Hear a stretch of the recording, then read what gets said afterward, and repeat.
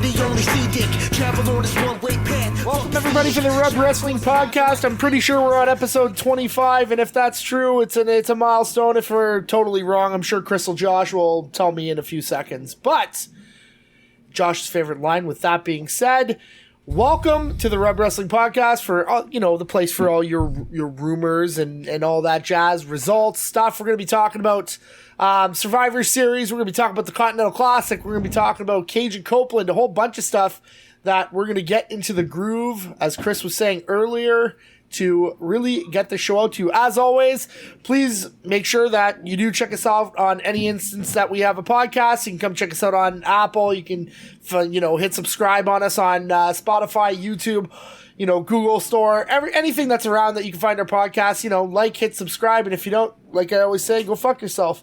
Now, Chris and Josh, our esteemed, beautiful panel. Chris, I'm going to start with you right now. Christmas is coming up shortly. We're now getting into December. Starting to get cold outside. There's snow on the ground.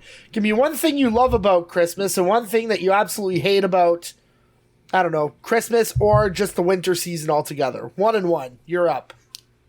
Like food. Food's probably right up there. That's probably my favorite part about Christmas. And, we were all up in different cities when we were younger. Christmas would be the time where you kind of all came back here and we'd all see each other once in a while. Now that we're older, it's not really the same. So that used to be my favorite part. What do I hate about it? I hate when it's too cold to wear flip-flops, and that's about -10. So I hate it, -10 and below, and I hate it. I'm also a big flip-flop fan too, and I totally I know where you're coming from. It's just so easy. I don't want to be putting on these massive shoes and then all of a sudden it's -20. That's where your toesies or socks. I don't want to put socks on. Oh, that's where your toesies get all blue and then they cut them off, right? We don't want to have that. None of that frostbite / gangrene shit. That's no good. It smells like almonds. Josh, for you, a little bit different. How do you know that? I don't know. I don't have it. It does not smell like almonds. Cyanide smells like almonds. What the fuck? Quarterwatch, did you get cyanide? No, but gangrene smells disgusting. Okay, well, Josh, you'd be the man to know, so, good to know. But I don't know. I think when Will Ferrell went over the cliff in, Austin Powers, when he played Mustafa, he said that he broke his leg and it smelled like almonds. So I think maybe that's where I figured it out. But I don't know. If you remember the second one. But I don't think it smells very good. Okay, well, I don't think it would smell good either. It's rotting flesh. But Josh, we'll lighten up the mood a little bit better here instead of talking about gangrenous limbs. But Christmas is coming. And how they smell. Christmas is coming, Josh. What is your favorite Christmas movie? Oh, God. I don't really... Oh, I mean, Bad Santa, probably. Yeah. I'm not really big on Christmas. But, Alive is his favorite one. I mean, or what's the one it's a Christmas movie? Fucking Bruce Willis, like Die Hard. That's a Christmas movie. The one with Tim Allen. Oh God, Santa Claus. Santa Claus. My cousins were in that one as extras, so I'll say the Santa Claus for a movie that kids could enjoy. It's funny that, Chris, that you say, what was it, Alive, right? So all I know is that if that was me, I'd be like, hey, Chris, pass me another hunk of Copilot. Yeah, before it gets gangrenous and smells like almonds. No, this is how we're going to have to stay alive. But anyways, we smell like hot dogs when we're cooked, so. Yeah, I'm sure. We do. Well, I mean, if it's like those Costco hot dogs, then I'm sure it'll be delicious regardless. This is a weird topic. This is a weird entrance for us. But hey, Matt, you know what cannibals call people? Food. Long pig. Is that what they call them? Long pig. Long pig. Christmas cannibalism. Can't go wrong with that. Hey, go team. What an episode. If we don't get banned for this, good for us. Great start. Okay, on to the wrestling. So, again, we are a wrestling podcast, not a what stuff smells like podcast, but we're going to talk about the Survivor Series that happened last weekend. My whole thing here is, there are a couple really big returns. We're going to talk about the return of CM Punk along with this first topic. We got the return of Randy in the second topic, guys. But I really interesting to kind of see how you kind of rated this as a show. I mean, when we went through it, I mean, couple, we had the women's war game match. We had the Judgment Day versus, Cody Rhodes and the rest of the team, Seth Rollins and everybody else in that match. We had Zoe Stark and Rhea Ripley go at it. We kind of had some other matches there too. I think it was really a good day for Santos Escobar. How would you guys rate this show? Basically, let's say we'll do our regular ratings here, our A to F and then our S tier if it was really godlike. Chris, I'll mention my stuff at the end, but how did you feel of looking at Survivor Series when you look at everything, even including the massive return of CM Punk at the very, very, very end of the show? Which I missed, actually. I turned it off. I thought, and then I'm such an idiot too. So then I get a message in the goddamn thing, and Josh is like, "Oh my god!" I'm like, "Yeah, obviously CM Punk just showed up." So, anyways, you know what? I give it a B. I was entertained. I thought it was a really good show. Wasn't as huge on the women's war games. I like Shotzi. Just my eye goes to her, but I don't want it to, but my eye's always taken to her. And it's like, well, I feel like, I don't know. Somebody decide like this is how you should look. And I don't think it's going to work. So, but yeah, I thought it was B. I think I sent you guys a meme saying like it's 2 hours in and the main event's up. I'm not upset at all. Yeah. So like it was nice and short. Like that, it was good. The matches were good. CM Punk's entrance was good. Seth Rollins like going nuts at the end. That looked real, so I liked it. Like that was, that's what we want. We want you to make us believe it, and it made me believe that he's pissed and he doesn't want Punk there. Yeah, it was unique for me when we kind of went through it. It just, we talked about during the preview the nostalgia that really comes out of the Survivor Series for us, right? And I really felt that this was one of the first years where I really felt that all that nostalgia was really lost.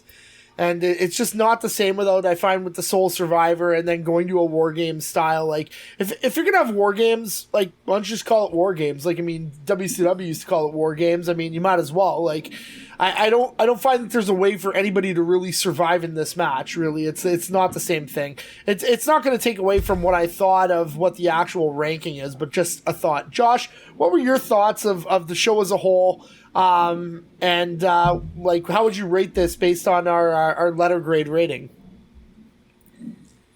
Yeah, I thought it was good. Better than I thought it was going to be. I'd probably give it a B plus.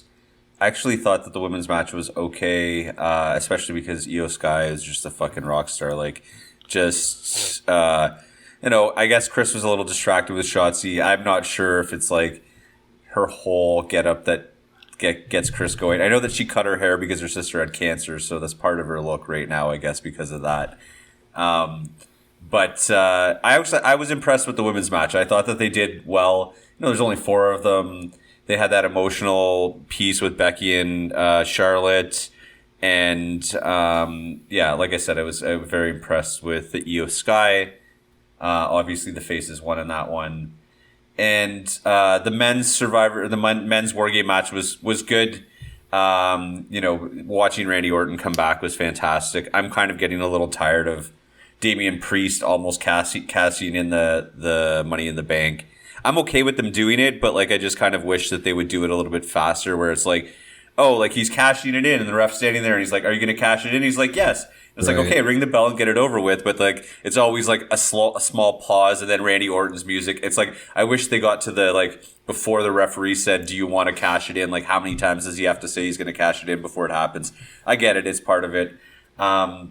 But yeah, it was good. Even like the Miz and Gunther's match was, it was okay. Like, it was never going to be the event stealing. And with CM Punk coming back, like, you could kind of, I always get the feeling when you watch WWE, like it's not over until you see that WWE logo at the end. And so like with the fact that they weren't cutting away after the match, I was like, okay, this is kind of weird. Not that I should want have to keep fucking on known watching it. I but- should have known it. Like, I was just like, this is weird. I'm like, I didn't think that CM Punk was going to come out, but I was like, what are they waiting for? And it's like, okay, well, there's really only one thing it could be. And there was kind of been rumors, but, you know, it was like, it's never going to happen. And then when we watched I watched just the first part of the conference or whatever, press conference afterwards.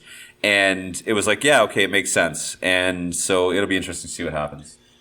Yeah, I think that's the interesting part for where I would come through for this. I think when we were kind of talking about CM Punk and you're kind of talking about this whole thing, like we're kind of talking this a little bit about this today, Josh, but you know, it's one of those things where this really kind of WWE is a business, and it's one of the things that I like about them bringing him back was a scenario where business is business. We're going to do the best to make as much money as possible, and you know what? The fans are going to love it. So whatever happens, we're going to say yes, and we're going to deal with the outcome later. And I thought that was kind of cool. I mean, you know, we've been really down on CM Punk in his AEW stuff just because of, you know, the bad relationships, the self-righteous attitude, all this stuff. I mean, we're not there, but this is the stuff that we're hearing. This is what the majority of people are saying, right? So I think when you kind of look at this as a whole, I think this was a great way to top off a pretty good card. Like, if I were to give it a letter rating, I'd give it an A-. And the reason that I enjoyed it was just because it kept my interest all the way through every single match. And I can't say that for a lot of the WWE pay-per-views this year, the premium live events, whatever you want to call them. My interest was pretty much capped all the way through. Like the women's war game match, like you said, was unbelievable. The spot with the moonsault off the cage was great. Like there was a good build up in that match, and there was some good storytelling in each of the war game matches. But usually the letdown happens in the middle of the show, right? Usually happens with what would have been the Miz and Gunther, which would have been, you know, Santos Escobar and Dragon Lee, and with Zoe Stark and Ripley. But I felt that all those wrestlers really worked hard, and they delivered really good matches, you know, at the end of it. And the storytelling was great. Like, the storytelling, I think, for me, of Santos Escobar breaking away from the LWO is going to be massive. I thought he was going to be a massive star coming out of NXT. I knew he was going to have to bide his time, and I think the best person that you could have put him with was Rey Mysterio. And you know what? Now he's going to get his chance to run with it on his own, right? I don't think Zoe disappointed in the match against Ripley. I thought that she did really, really well. And even with the Miz put up a good fight, and there was a couple of spots against Gunther where you're like, man, this could go the Miz's way, right? Yeah, so, yeah. Really going into that, that was something that over the last couple of PLEs, like, the WWE really lacked, was that storytelling going in, and maybe that's the challenge of 12 premium live events a year, but I didn't think they were going to drop the ball for one of the big ones, which was the Survivor Series. And you know what? Kudos. I thought it was a really, really good show, and they did a really, really good job. The returns of CM Punk and Randy Orton just really added to that, right? So now that we talk with CM Punk, it was kind of crazy. Like, we've already talked a little bit about it, but you know, the TikToks that happened afterward with Rhea basically CM Punk's music playing and then her basically giving him the finger, Seth Rollins going crazy in the ring, even Randy doing the wave where basically Phil waved back, right? There's a lot of little intricacies that kind of happen there. And so, you know, there's a scenario where people were saying the wrestlers weren't told. There was some where they were saying they were told. Everything's a little bit different here and there. But Chris, ultimately, the biggest question that we have here is CM Punk's return good for business? Or is this going to implode in WWE's face just like what happened to CM Punk in AEW? Yeah, like it's like, you know, it's good for business. It's obviously good for business. Like there's no, Triple H even said it himself. Like when business makes sense, and it does make sense because Triple H said, he's like, this guy starts conversations. They're still talking about him, so he's right to go out and get him. Do we know? Like, we've seen a guy who's been given a few chances, and he's gone out for business on his own on live TV at Raw before he left. He's busted bridges down. He's broken all those bridges in AEW down and they gave him another chance. They let him heal up. They let him come back. Everybody's going to work with him. And he still found a way. Like, he still found himself in trouble. I'm sorry, maybe it's not his fault, but he's finding himself in these situations. So the common denominator is him. So, I mean, it's time will tell, like we like to say on this thing, like what we'll see. I've read that there's a behavior clause in his contract. I've read that as well. So do we think he's gonna follow that? We know Phil Brooks is the guy now. He takes every opportunity he has, and the last ones since he's left WWE have all failed. UFC failed, AEW failed twice. UFC got 2 chances, he failed twice. So, I mean, how is he going to show us that he's changed it? Did he not say, I'm not here for whatever, I'm here for the money? Well, I think the truth of the matter is that Phil Brooks is egotistical. And I think he always has been. He's been like that on the indies. He's been like that all the way through. And that's okay. Like, I mean, if you have a bit of an ego and you're going to do the stuff that is, like, that's okay. As long as the ego that's trying to protect yourself, which is what the ego does, isn't hurting other people. And that's the problem with people that are egotistical. If your ego is protecting you at the harm of others, that's the definition of egotistical to me, right? So when you're looking at a lot of this moving forward, it's really tough to say. I think the behavioral clause is going to keep him in line for a time being, but I also think that he knows that he's not going to get the same leeway that he's going to get in AEW with WWE. He knows that if he fucks up, he's going to be done immediately.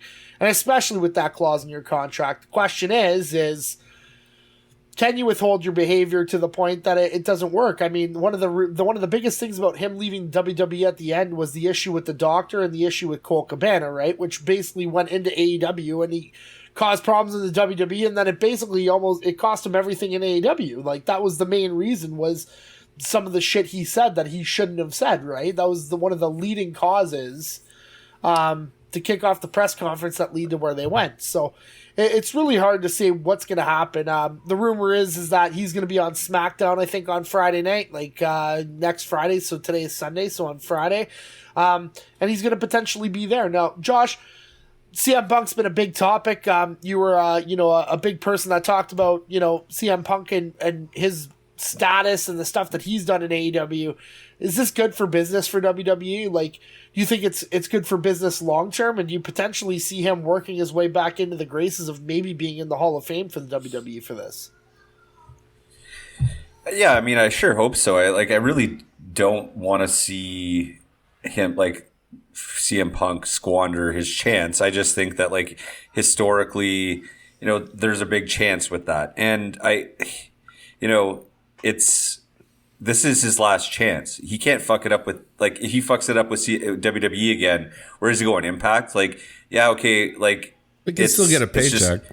Yeah, sure, he could get a paycheck. I just think that it's like, yeah, he'll go somewhere like that, but this is the show, and if he is, it's definitely good for business, because you look, he's like the most retweeted, the most, like, the biggest one-time Instagram or whatever it was. Like, they're clearly, making money off of this guy. And I think, for WWE, just like you guys both said, that if you can make money with somebody, even if it's going to be for a short period of time, who cares? Because if he fucks up, like, you have an out. I'm sure that there's, like, the clause is going to be like, you lose your contract, you lose X amount of dollars, and you probably have a non-compete clause for 3 months. So, like, if CM Punk fucks it up, then WWE has an out. And, like, they have a lot of great superstars that they've been doing great without CM Punk. This just makes them, it could really, put a damper on AEW. And just because,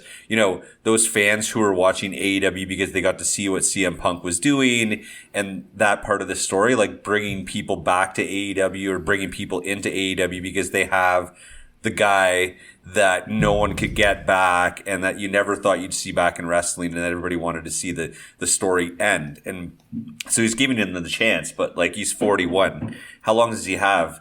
He looked a little bit, I don't know if he looked in better shape coming in, or maybe it was just, I'm not sure. He looked happy. So I'm hoping that he, actually puts on some good matches. But Matt and I were saying earlier that maybe he has a better opportunity in WWE because the style's a little bit different, right? Like in AEW, the style I'm not saying it doesn't suit a guy who's 41, but it doesn't suit a guy who's 41 who hasn't wrestled in 10 years. Where in WWE, you've got guys who can, not just carry your match, but you don't have to have a 60-minute fucking banger. You can have a 10-minute banger here or there. I just hope he doesn't rise to the top and gets a title shot right away. They've got he's going to come back and take Roman Reigns' title. Like, no. No, I think one of the things about that is that it actually gives another person that we can actually talk about who has a shot at Roman Reigns. I mean, I don't think there's a lot of people that really have that option at this point. They're just feeding people to the wolves right now because, one, Roman barely wrestles anymore. Like, he's on the show hardly ever. And on top of that, they just don't have a lot of big names that are going to go through and really kind of go through. So it's interesting when he comes up because I think he's somebody on the mic that can really kind of destroy. Roman Reigns is going to go at him for the obvious stuff, and CM Punk's going to kind of find a way to shut him the fuck up, which would be great. But that doesn't really seem to be the realm. We'll talk a little bit more about CM Punk after, but I'm kind of with you, Josh. I think you basically hit it on the head. I mean, it's either like how many strikes do you need to have? Chris, you said it best. Like, he's fucked up everything after that WWE stint. I mean, the only thing that he was really good at, in my opinion, was being like a sportscaster when he did it on some of those MMA fights, and he did a really good job for I think he did Cage Rage for a couple. I thought he was great on the mic when he did those. And anything that would come out weird where he could reference what he did to WWE, he would reference it in his MMA commentary. So he just shows you how self-centered he is. He's still talking about this shit, right? Yeah, and he's an ego, and that's you know what, you're gonna have people that are gonna be like that, and it's unfortunate. You look at the biggest people that have been the most charismatic in WWE history. You look at him, Shawn Michaels, who else? Hogan, Hogan. Kevin Nash to a point. Kevin Nash, now that he's getting older, understands everything that he did wrong. Shawn Michaels, when he kind of got to a point where he, found Christianity again and realized everything he did wrong. Lost his smile.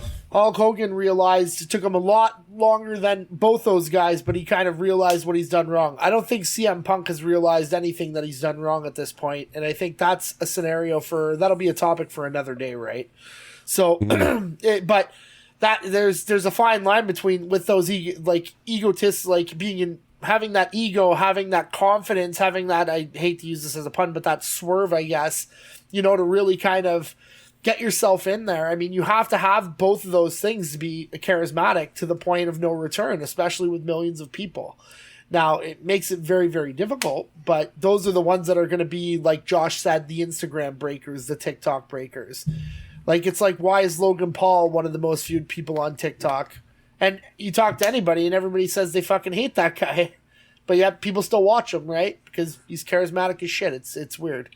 But with that... That's a lot of douchebags. Oh, that's a lot of douchebaggery for sure that we just talked about. I mean, on a personal level. On an entertainment level, it's a different fucking story. But Chris, you know what? Survivor Series came around in the match, in the main event with the War Games. Basically, there was this, is Randy actually going to show up? But Randy fucking shows up. So, Randy's up there too. I'm sure Josh will look up his age. He's got to be 40 plus at this point. Definitely. He's 42. He's only 1 year older than Punk at that point. That's weird to me. But anyways, Randy shows up and looks like he's almost in one of the best shapes of his career. Looks like he put on about 10 pounds muscle. He looks jacked. He had a fucking six-pack. I really don't know what else to say, but you know what? That guy comes in and, basically decimates house. Chris, how excited were you for the return of Randy Orton? I mean, it's been probably close to 9 months now, I'd probably say. I don't know. I don't know how accurate that number is, but it felt like close to a year. Yeah, it was May 2020? May 2022. Yeah, so that'd be, I don't know, that's what? A little over a year, yeah.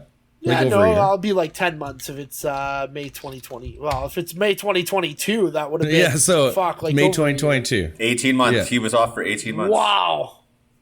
So, I marked out a little bit because when he came back in the shape he did, when the music hit and he came out, I'm like, oh shit. See, Randy's a guy, unlike CM Punk. CM Punk came back. I mean, he was wearing t-shirts a lot of times. He was covering up places.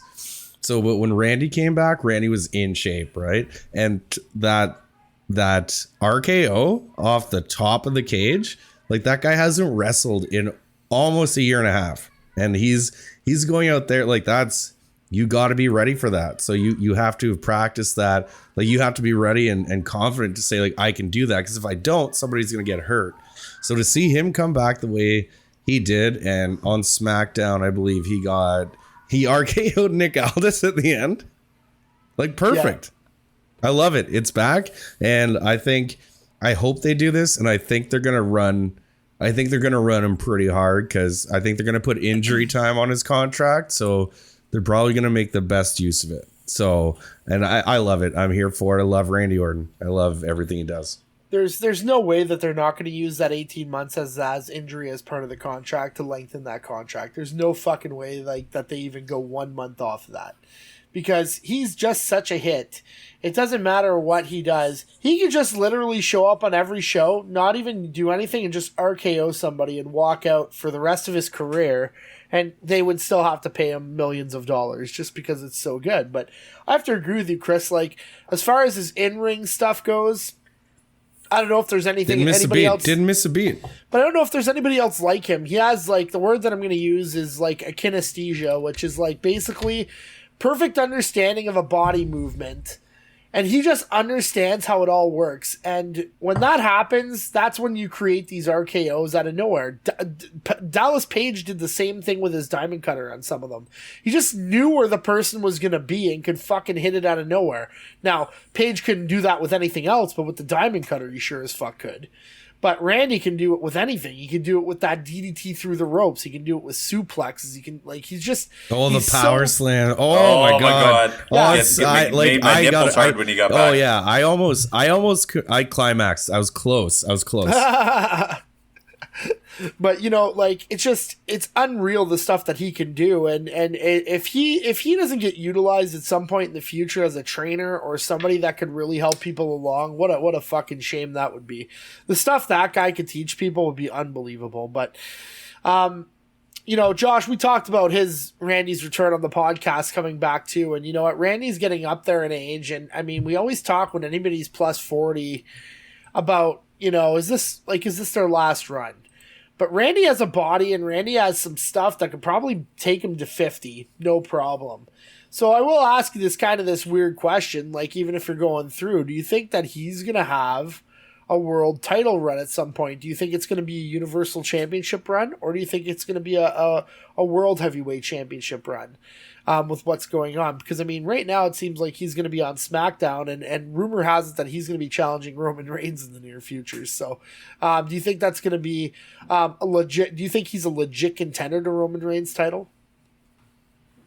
Oh, I mean, if Randy Orton's not a legit contender to your title, then, you know, who the fuck is? Randy Orton's the, you know, like, greatest, could be, you know, potentially one of the greatest of all time, obviously, just based on his career that he's had. I mean, youngest heavyweight champion, you know, at 24. He's 43, so, like, we would have went to high school with Randy Orton, which is scary because none of us look like Randy Orton. We are also not professional wrestlers. CM Punk's 45. But, you know, and so I think Randy Orton definitely has a run in his future. I think he's clearly going to fight Roman Reigns, probably not going to win, which is okay. But if he beat Roman Reigns, then that would be someone that could take that title. And it would be, he wouldn't be a bad person to take it off of Roman. Still think that the story goes where Cody takes it off of Roman at WrestleMania.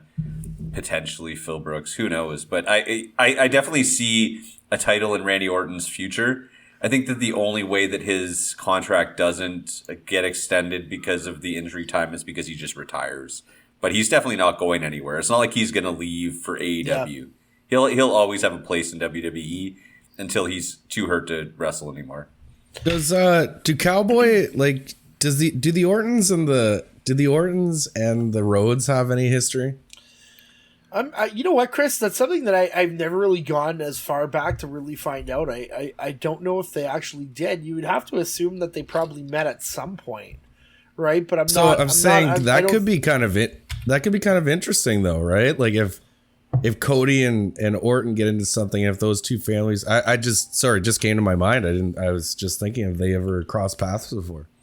I think the problem with that is that they've wrestled. That the lineage would be a really interesting family lineage would be a really interesting thing to feud over if that was the case. But I still think it's going to come back to stuff in legacy. I think that'll be probably the big thing that they'll talk about when they come back in and doing it right. So, I mean, I'm really excited for Randy's return. I think the WWE's been really lacking for stars. I think the return of Orton and the return of Punk are going to be really good for them in the future. It gives them more press to try to, put stuff together with more matches. It gives some better matches for some of the younger talent too, even if they're just trying to get over or even if they get killed by these guys. It's just they're guys that are going to help your company out. And when you're trying to run two massive brands like Raw and SmackDown together, like, to me, there's almost like no understanding for me on why these guys aren't going to Raw. It's like, it seems like they really want to stack up SmackDown or to try and make Raw a very specific show for the Judgment Day at this point, really. So, with that, we're going to come back to CM Punk a little bit because there's a massive rumor really going around right now. One of the things that we actually heard was some WrestleMania talk. And, one of the scary parts about this time of the year when we're coming into, I'm not going to say it's the winter of Punk like they were saying it's the summer of Punk because it really isn't. But we're in December now. WrestleMania is running around already. So we're going to be heading into the thick of the storylines starting in January and February, especially going into the Royal Rumble, right? A lot of people right now are talking about, well, if the plans are already made, what's gonna be in there for Phil or for CM Punk, right? So what we've been hearing right now is there's a rumored anticipated match between CM Punk and Stone Cold Steve Austin. So I've read this in a couple different articles that happened over the weekend.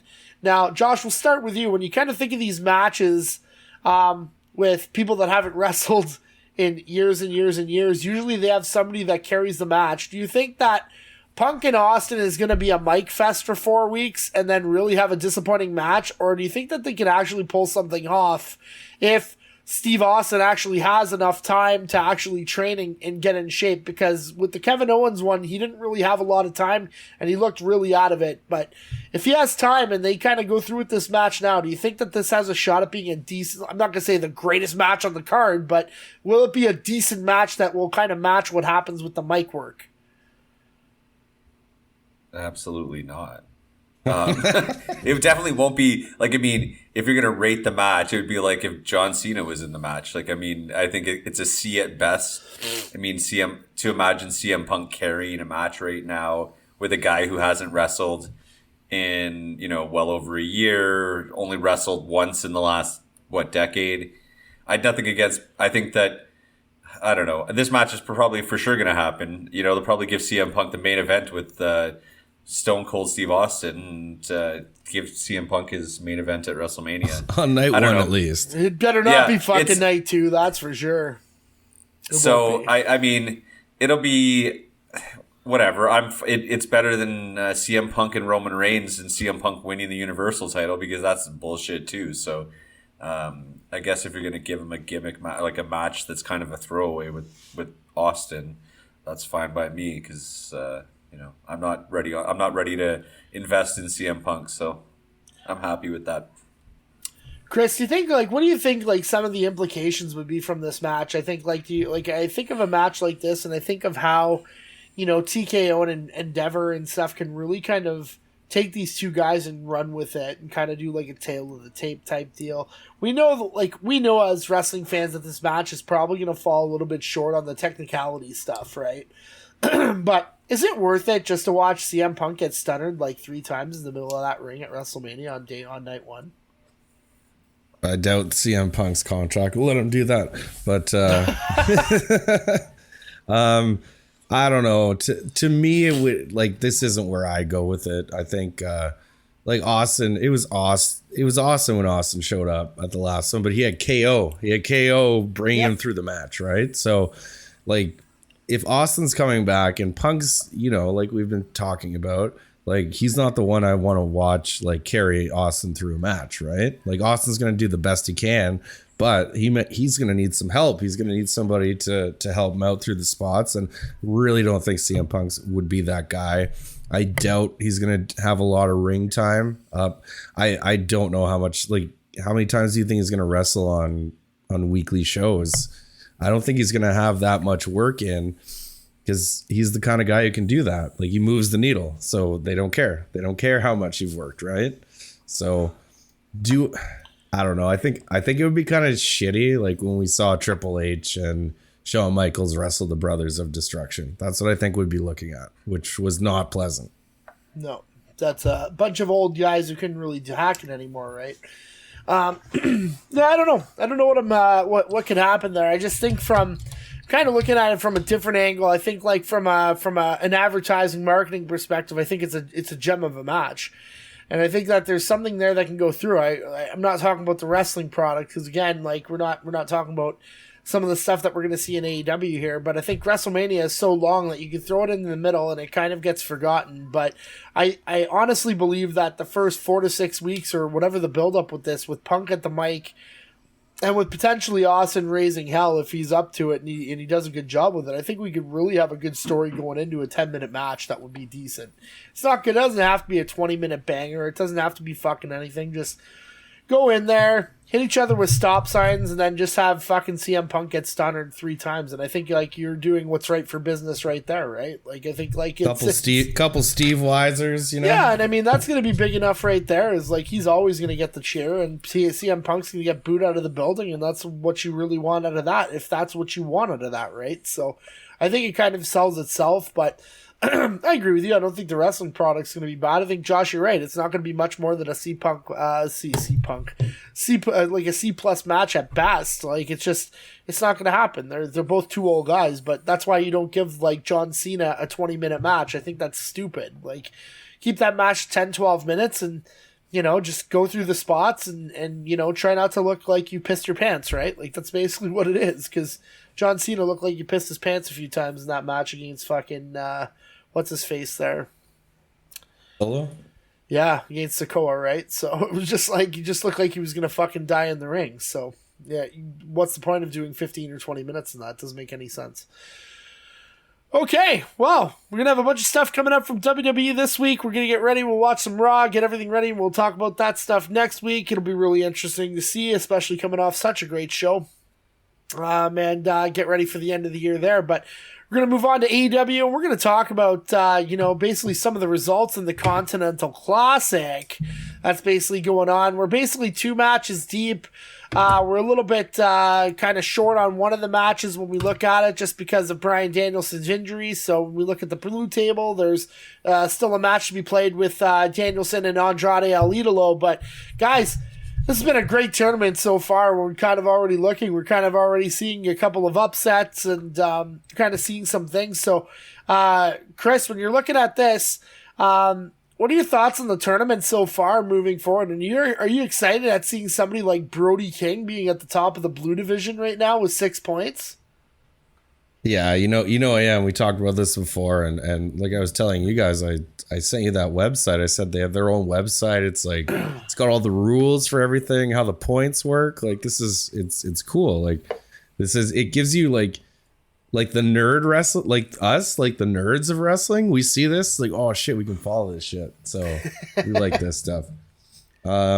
Brody King, loved it. Like I thought that win over Castagnoli, I think that was a big win for him. Who's he got left? So he's gonna beat Daniel Garcia.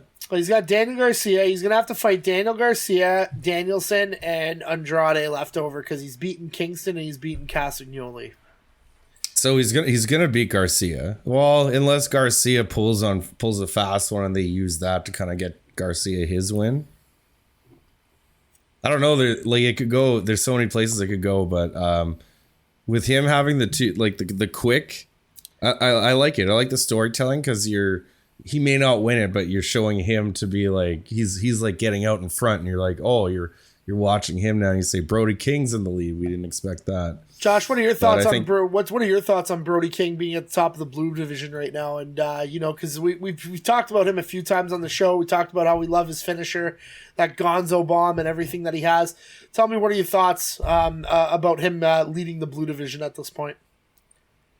Oh, I think it makes total sense. I mean, he's a total monster. Just the way that he wrestles, like he shouldn't lose to very many people, and if he does, how he loses, it would be important. I think that, a guy like Bryan Danielson can beat him, but I think that he beats everybody else. I actually think he beats Bryan Danielson at least in the bracket, because is the highest score move on, or is there then like a playoff? No, it's whoever wins it goes through. So basically, if Brody King if Brody King beats Danielson, he's either going to do one of two things. He's going to run the table, or he's going to lose to Andrade or Garcia.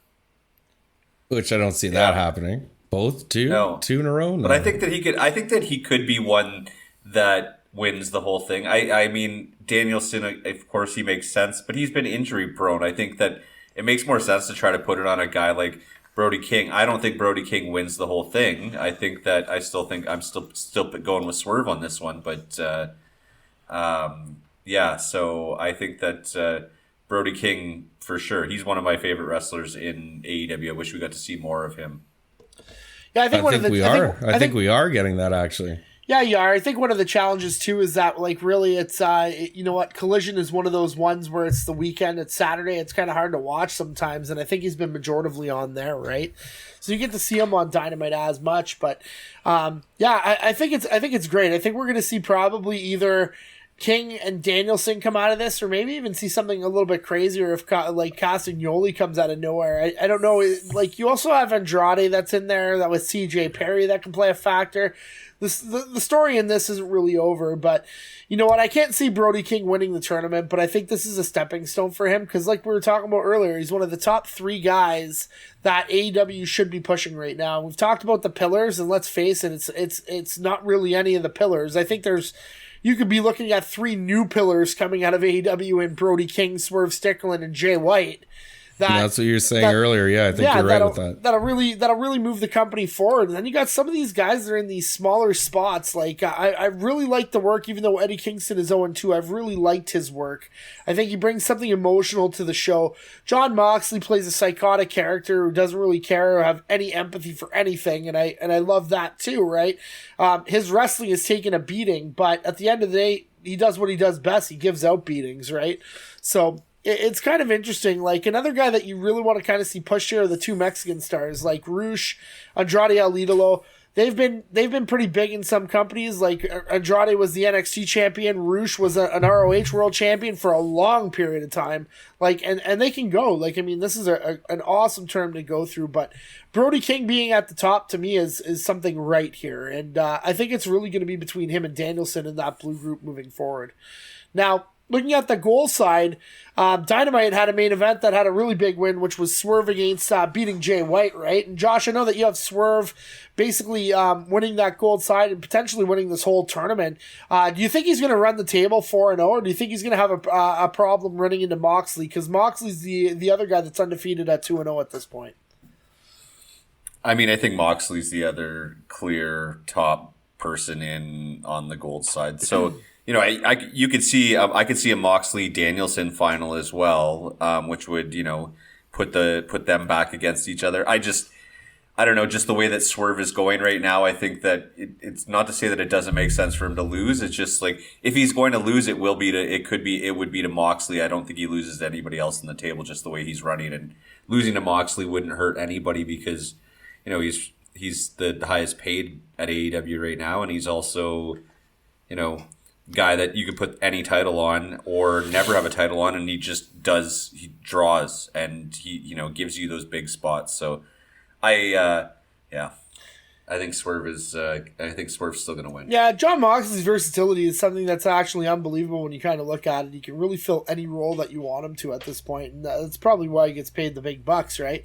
But these tournaments are massive for really building up some of these new stars that come out of nowhere, and especially with the Triple Crown belts and having the ability to defend on New Japan programming plays a big interest. Chris, do you think that Swerve is the man for this job, or do you kind of go with Moxley or even Jay White potentially even coming back out and winning that? Because personally, that's why I thought Jay White would win the tournament. I think that he'd be a really good fit for those 3 belts, but it looks like AEW might be leaning towards Swerve here. Am I right or am I wrong?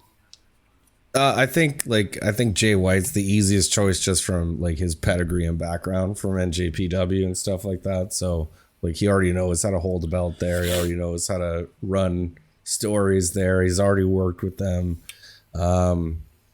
Yeah, I don't know. It's just the more you look at it, like there's so many names in this tournament altogether. Like even Jay White. Even look at Jay White. Like he's been around. Yeah, it's more fun. The more you kind of get into it, the more fun it gets. It's like the King of the Ring used to be, except you don't lose once and you're out. You still have a chance to get back in. I agree with Josh. I think Swerve comes out of the gold. And maybe like I was saying, how we saw Swerve and Jay White wrestle, and I thought maybe that would have been a better choice to see who goes out of the tournament. But maybe we'll see Swerve and Moxley to see who goes out of the tournament. Yeah, it'll be kind of crazy when you kind of go through that to actually see really what happens with that Andrade Danielson match. I think that's going to be a pretty big match too, that to kind of fill in the squares there. But that'll be probably done at a later date. I don't know when the replay is on that. So, but Dynamite will really have a bunch of things. Josh, were you going to add something there? No. Okay. No, sorry. I thought I saw something. My bad. Okay, well, we're all looking forward. Continental Classic has been fucking gangbusters so far, so we're going to look at to see some more great matches there on Wednesday and on Saturday, so that'll be great. It's going to take us all the way to the end of the year, which is going to be fun. Now, for our next AEW topic, we definitely have more of this, Devil in the Mask story. We're going to keep it coming out here. We're going to keep talking about rumors, stuff that we think, conspiracy theories, but we're actually getting something a little bit concrete on Wednesday night on Dynamite, which is basically Samoa Joe and MJF are basically, Samoa Joe reluctantly being in a tag team match against two of the Masked Men on Dynamite. So, I don't know, Chris, we were kind of talking about this before, okay, well, you're gone, so we'll start with Josh. So, he just fucking walks out. What a guy. I hope he listens to this and realizes, like, oh, I gotta pee or something. Anyways, Josh, we're talking about kind of like what this feels like with the Devil Mask and these two masked men. Like, do you think we're kind of losing it here? Like, obviously these guys aren't going to take their masks off when they fight on Wednesday, right? Like, do you think that this has a really big aces and eights feel from Impact, which is something we talked about last week? Like, do you think this is even going to be a good match? Something that you're looking forward to on Dynamite? It's gonna be really hard because I think like if it's anybody on the current roster or anybody we've seen that's not on the indies, you're pretty much gonna be able to tell who it is just based on the style of wrestling that they're doing. Unless of course they just do stuff that's different. Like it's not gonna be like, I'm not expecting it to be like Mr. America where it's very obvious, but I think that there's a chance that we might recognize who the wrestlers are, unless of course they're, what happens is that they're like, you're not going to fight masked guys. You're going to fight, two of the hardest guys in the, in AEW. And it's just a fucking, that's part of the story. It's not like, has nothing to do with the masked guys. But if it's masked people, hopefully they get some local talent or something that, that are relatively good wrestlers, but, can, I think, yeah, it's interesting. This part of the story, it makes it more for me. It makes it more feel like it's MJF that's the devil because Joe's going to be his who's fighting for the title at World's End, and MJF accepting all of these matches is very un-MJF like, and so maybe that's the way it goes.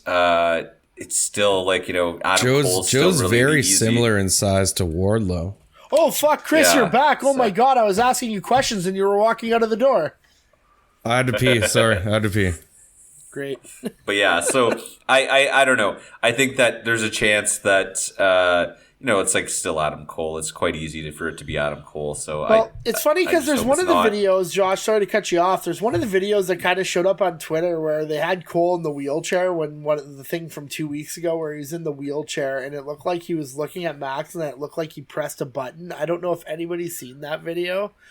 And then all of a sudden the devil showed up and started laughing, but it clearly looked like he pressed something from his wheelchair.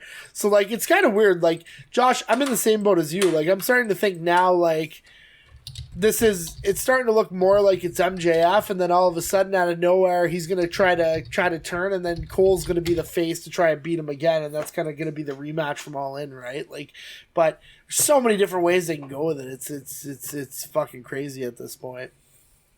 Chris, I just want to build off. Yeah, sorry, I know. Sorry, Bill. I ghosted you there real quick, eh? No, we're missing what I was talking about. We were talking about I had an aces and eights question, so you kind of missed out on it. So what you said, what you said there, like makes me think about it, like with the dropping of a hint. Like I want to see more hints. I want to see more hints, and I want to see little hints, like what you used to see with the Bray Wyatt stuff. I want to see little hints where somebody's pressing a button and then something happens, and then you think, oh, like did I just see that? Yeah. So I want what you're saying is that you notice that if they're starting to put that in there, I'm gonna really like it. Like I'm gonna be on it. I'm gonna want to watch it, and I just hope it could be anybody. I want it to go back to when everybody was gunning for MJF. It seems like now he's just has Joe that's taking care of him. But I want Edge in that picture, like randomly, like just Edge is talking to someone in the backstage, when the camera goes by, or something where it could be anybody. Yeah, I think like it's gonna be fun. Like I think what Josh was saying when you were taking a bathroom break there was, or a bio break as people like to call them now in the 23rd century. Fucking weird. Jesus. But was basically that. Oh my God, I lost my train of thought. Was that Josh was saying like it would be a big disappointment if the masked men really had distinct styles and we could figure out who they are. Like we're kind of hoping that you're going to use like people that are going to be different so that you can't really figure them out, right? And I think that's really what it was. I mean, one of the things that made the aces and eights work was that the first two guys that they really went after was that you couldn't really figure out were the first two guys they unmasked, which was Mike Knox from the WWE, and then the other one was Wes Briscoe? No, it wasn't Wes Briscoe, but he was probably the best. He was probably the best reveal from doing the gut shot thing and doing gut check and then winning gut check and like having them go through. But the second guy was who's the big guy with Carl Anderson in the Bullet Club tag team? Well, in the OC. Oh, Gallows. Yeah, Gallows. Yeah. So Gallows was also the second guy. So Mike Knox was the first guy that got unmasked, I'm pretty sure, and Gallows was the second guy that got unmasked. And then it was like D'Lo Brown, and then it was Taz. Taz did the wedding. That's where he got released. And then it was when Wes Briscoe got released, it was like Garrett Bischoff was the other guy that unmasked at the same time that Wes Briscoe was unmasked. Aces and Eights is pretty cool. It was a pretty cool storyline. Yeah, it was sweet. And then it was like the gradual. Mr. Kennedy was in there for a bit. Yeah, Mr. Anderson. He basically got beat down into submission until he got in there. And then, but what a great story! I watched the whole thing. There's actually, Chris, I know how much you like these things. Josh too. There's like a 4-hour thing on the from the very beginning of the Aces and Eights until the very end where Bully Ray wins the title. Like it's really well done. Strongly recommend to watch it. I watched it the other night, off and on for 2 nights. It was really good. So, but you were talking about the hints, right? It's all about those little nuances, those little things that come out. And I don't think we have a doubt at this point that I'll be very shocked if this goes on beyond World's End. I think we're going to have a resolution hopefully by then. But yeah, it'll be really interesting to see with this match where it's going to be on the card. Is this going to be after the first hour? Is it going to be your main event match? Does this storyline take precedent over the Continental Classic? I think like really the storyline's kind of being hard to book with what's going on right now. So it's kind of really going to be a challenge, but I think only really time will tell, right? So that'll be cool. Now for our last topic of the evening, we're going to talk about, probably a match that's going to happen at World's End for the TNT title. We're going to talk about Christian Cage and Adam Copeland, something that we didn't necessarily think we were going to see in the very beginning. We thought we were going to get maybe a tag title run. Maybe they're going to work together, but definitely looks like this on, I think it was on Dynamite, basically. Luchasaurus, or now known as Killswitch, and Nick Wayne weren't there after getting beat down. And basically Cage and Copeland had a one-on-one where Cage called him out. Copeland told him he was going after the title. Cage tried to sweeten everything over and said, let's do the tag team thing. You know what? We're thinking, like, trying to get in his head. And then all of a sudden Edge turned and Christian tried to hit him with the title, and then Edge kicked him right in the ding dong. And then right after the ding dong, he says the favorite words. Josh, what did he say? Go fuck yourself. Yeah, he does. He said, go fuck yourself. And basically, But he almost forgot. He almost forgot to say it too. Yeah, he was a little Like, bit oh, off I there. almost forgot. Go fuck yourself. Oh, I almost forgot. Go fuck yourself. But I think this is going to be a really crazy match. I think when you look at these two talents, and just, you know, not just charisma, but chemistry that they have between each other going into this, and, you know, really trying to get Copeland over with an AEW crowd. He's over already, but really trying to get him to that next upper echelon for where he is in the company. We talk about all these young guys, but we kind of forget that we have basically a Triple Crown WWE champion on that roster. You know, or a Grand Slam champion, I think is what the name of it is, Chris. I made a mistake there, but you know, when you're looking at this, guys, like we talk about match stealers, and I think when we're looking at this card, this match could potentially fucking do it. But do you think that the chemistry of these two, Josh, is really going to carry them through this entire thing all the way to World's End? Are we looking at a storyline that's going to be one for the ages in AEW with these two? Oh yeah, for sure. And I'll bring it back to a couple episodes ago where, Matt, you were saying that, you know, the TNT title really needs to be brought to the forefront, saying that it wasn't there. But I think that this has just been the long burn since Adam Copeland came back, that, you know, having that tag match or that trios match and then having, you know, this slow build up gives you everything that you want. And then at the same time, it gives you the opportunity where, you know, depending on how this match goes, you could see one or the other turn, and then maybe we do get the tag team back together. Because, like, that would be crazy to see them wrestle the Hardys one more time. You know, like, you bring back a whole generation, like, regardless of how bad the Hardys are physically, like, they're just not physically there anymore. But if we could see Edge and Christian fight the Hardys one more time, you'd have, like, you know, everybody from our generation being like, okay, we got to watch this. So I'm excited for this. I think that it's great. I think that it's, you know, maybe it's likely we see Adam Copeland win, maybe kill switches teams or whatever. I don't know. Like, it's kind of interesting to see. Maybe I'm kind of, you know, hoping that we get to see a different side of Luchasaurus. Oh, Matt coughs his fucking lungs Chris, out can there. you imagine seeing fucking Edge and Christian, or fucking Adam Copeland and Christian Cage against the Hardys in a TLC match in AEW? Well, like, you'd need, okay, so you'd You need crutches Gangrel and there. some wheelchairs. And you'd need Gangrel. Gangrel, and you'd need the Brood to come out. Like, yeah. Oh, sorry. Did you have a question for me?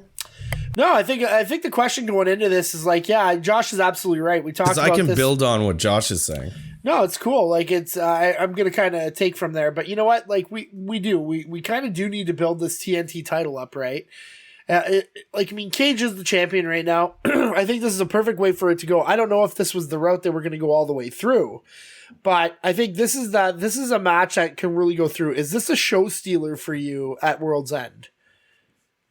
You know, like, just for the nostalgia of it, yeah, it is. Like, have we ever seen them wrestle each other, like, in an actual feud? I don't think so. No, I don't think we've even seen that when they were together in WWE. I don't even know if there really was a feud with them together. Like, kind of, Edge They went kind of his just own broke way up. and- They kind of just went their own way, right? Yeah, and then when So- Edge came back, the last interaction was basically Christian throwing a hissy fit because Edge wouldn't walk into Teddy Long's office and get him a heavyweight title shot because he lost the last 4 times. And then Edge called him a little bitch, and then he told him to get the fuck out of here, basically.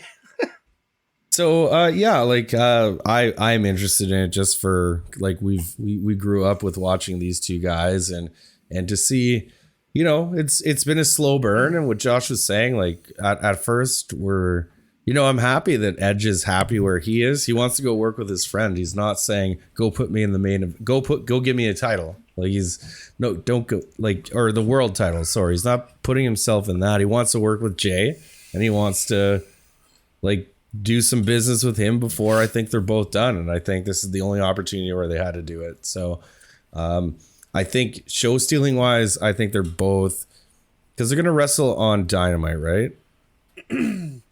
Yeah, so I don't know when they're going to wrestle, but I mean, I think at the end of the day, like when they go through, like I'm pretty sure, I thought this title match was for World's End. I'm not 100% sure. I think he was going to fight, but even if it is for Dynamite, I still think it's going to happen at World's End again.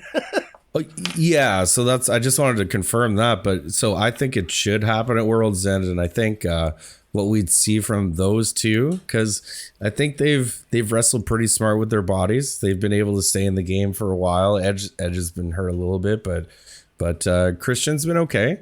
So I think like what we'll see is going to be like everything they have left. So I think I think it'll definitely it could definitely steal that show. Yeah, I think it's going to be really interesting to see how the entirety of everything plays out. And I think when we're kind of looking at it, I think it's really going to be kind of cool with everything coming up in Montreal too for next week. So we're going to see a lot of cool stuff there.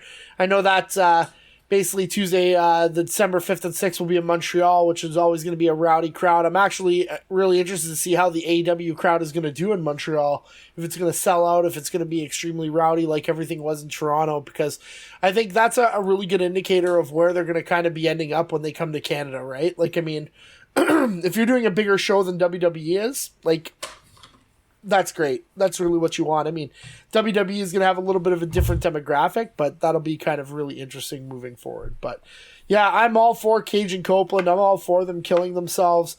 I think if it goes to World's End, I think we might even see a stipulation in there, like maybe a no DQ or last man standing. I'd love to see a no DQ. I think that would be great for them, and they're going to fucking kill each other, and that's going to be great. And I always love that when that happens. But gentlemen, other than that, that's basically it for our topics. Josh, pull out your fucking meat grinder and get ready. Lube up whatever it is you're going to lube up there on the blades. You got to oil up the blades before you kind of put that meat through the grinder. And tell us just like the tomato cutters at McDonald's. You boys remember those things? Oh, yeah, those things? Holy fuck. Well, fuck, you got to lube them cut up. a finger off with one of those. Cut them off to like, oh my God, they use those all over the place. And then like you can't even fucking use them anymore. But Josh, what slices your salami, man? All right, you know what really slices my salami? That there's no consistency in the automatic championship rematches for a guy who's lost. I think that back in the day, you get your rematch. Say you come out the next day and our rematch is set for tomorrow. So it kind of gives you an opportunity for the story to continue a little bit longer. I don't think that I need to see it for everybody, but the fact that we don't see as many or that they're inconsistent with it, sometimes the person gets their automatic rematch and sometimes they don't. And that's what really slices my salami. Yeah, fucking give us our automatic rematches. They're in the clauses of our fake contracts that we signed to have a world title match. Like, wake the fuck up. This is wrestling, damn it. Stick to the rules, okay? You're making this shit up as you go. What is this, a story? There's goddamn legalese involved. I'm gonna start suing if you don't meet my contract, I'm gonna fucking start suing. It's the legalese, right? If I can't believe in kayfabe anymore, what can I believe in? Exactly. It's in the dictionary. Yeah. If it's going to be fake, make sure it's fake like you fucking told us it was fake. Make sure it's fake like it's real fake. Yeah, make it real fake this time. Make it real fake. But that's why those eliminator matches are bullshit. Yeah, we're not talking. You can't just beat the champion. Also, just as a reference for everybody, we're not calling wrestling fake, but the storyline bullshit, like Josh is saying, fucking that shit is fake as fuck, and that's the reality of it. So, if you don't like it, shut up. Anywho, with that being said, I'm going to say that a couple times before we end the show. Chris, anything you'd like to add before we close her out? I think Miss Sharp and I are going to, and McPherson, everybody drink. Yep. I think we're going to a CWE show. Two Cold Scorpio is going to be there. Oh fuck, that's wild. And also in February, Marty Skrull and Shane Douglas are going to be here. Oh jeez, might have to make Shane a trip Douglas. Back. Might have to make a trip back to Sudbury for fucking Shane Douglas. Oh, and Megan McLaren, he's wrestling. I think he's wrestling Marty Skrull at one of them. So like, I don't know, Shane Douglas and Marty. I don't know. It's pretty good. If you guys are gonna come for some reason, that's a good reason to come down. The franchise.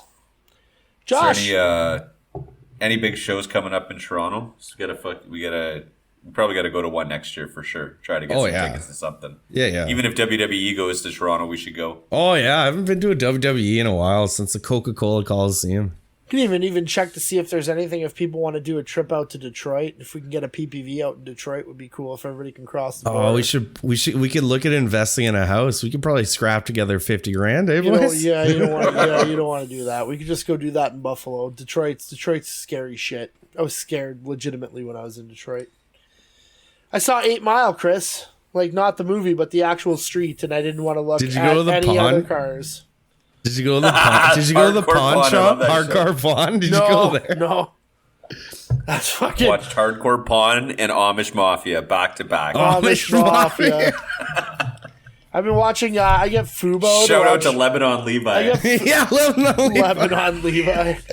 I get whatever it is. I get Fubo to watch the English Premier League. So then I get what's the other one? Like Auction Hunters, and that was another one that was your favorites, eh, Josh? Auction Hunters, and yeah. fucking then Bar Rescue. Like you get those, and it's like man, Bar Rescue is so fun. I love Bar Rescue, so good. But John Taffer. John Taffer knows his shit. But anyways. Josh, anything to close out the show with? All right, he says no and flaps his hand wildly like a bird flapper. I said it. All right. With that being said, we're going to close out right now. But with that being said, just because I like saying it because Josh gets mad or laughs at it, so it's great. Wherever you are in the world tonight, good morning, good afternoon, good evening, and good night. That being said, bid you all adieu. Have a great night. Adios. Bang. Running copacetic when it all falls down. I hope you don't forget it. Negro City, son of anarchy. The hype demanded me. Mikey damage, show you amateurs the cost of vanity. So fuck humanity. Floaty murder open-handedly. Most of my clique, yo, they come from broken families. The world that been open is coming to a closure. Can't find peace in a world full of soldiers. Can't stop getting older. Up north where the streets run colder.